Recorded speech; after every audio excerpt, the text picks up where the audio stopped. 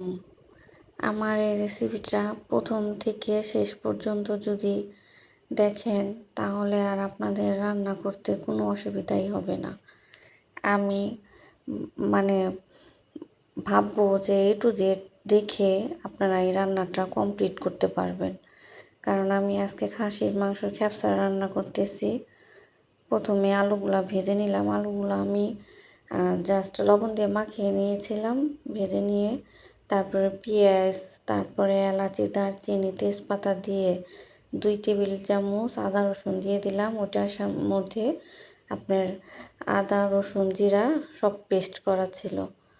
তারপরে আমি পেঁয়াজগুলি ভালো করে ভেজে কষিয়ে মাংসগুলা সুন্দর করে ধুয়ে পরিষ্কার করে তারপর ছেড়ে দিলাম।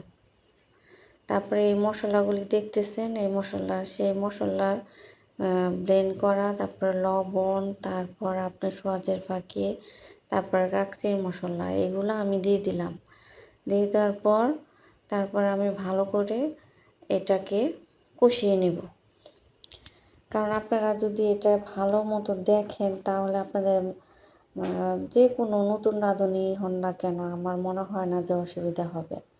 কারণ তারপর এটা কষিয়ে নেওয়ার পর আমি জাস্ট একটু গরম পানি দিয়ে দেব। এই গরম পানিটা দেওয়ার পর তারপর আমি এটাকে ভালো করে একটু নাড়াচাড়া দিয়ে তারপর দিয়ে দেব আপনার এই উপকরণগুলো। উপকরণগুলো হলো গুঁড়া দুধ, তারপর আপনার সস, তারপর আপনার লেবু, এইগুলা দিয়ে দিব। দিয়ে দেওয়ার পর তারপর আমি আবার সুন্দর করে একটু নাড়া দিয়ে নিব। কারণ নাড়াটা দিয়ে তারপর ভালো করে নাড়াচাড়াটা দিলে মানে সব কিছু মিশে যাবে। সুন্দর করে নাড়া দিব। দেওয়ার পর আমি আবার চলে যাব চালের কাছে। চলে যাওয়ার পর আমি চালটাকে ভালো করে ধুয়ে তারপর ফুটানো পানি, গরম পানি যেটা, সেটা দিয়ে ভিজিয়ে রাখবো 15 মিনিটের জন্য। ছেড়ে দেব, মানে রেখে দেবো এটাকে রেখে দেওয়ার পর 15 মিনিট পর আর এই মাংসের মধ্যে আমি পানিটা দিয়ে দিলাম। দিয়ে দেওয়ার পর পানিটা আপনারা মেপে দিবেন, কিন্তু 2 কেজির কম দিবেন। কারণ 1 কেজি চালে 2 কেজির কম দিবেন। কারণ পোলার চালটা পানিটা খেয়ে ফেলে, কিন্তু এই বাসমতি চালটা খায় না।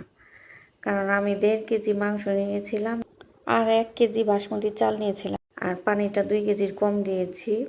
তারপর এটা দেওয়ার পর চালটা দিয়ে তারপর আপনার এটাকে পলকা নিয়ে দিয়ে দিলাম কাঁচামরিচ দেওয়ার পর তারপর দিয়ে দিব আলু। তারপর আপনার লবণটা আপনার যা টেস্ট অনুযায়ী নেবেন, কারণ লবণটা পরিমাণ থাকে না।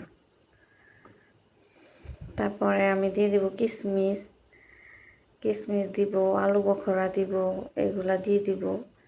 দিয়ে দেওয়ার পর তারপর দিয়ে দেবো ঘি দেওয়ার পর তারপর মানে আপনাদের তো বললাম, আপনারা যদি A to Z এটা দেখেন তাহলে আপনাদের কোনো সমস্যাই হবে না।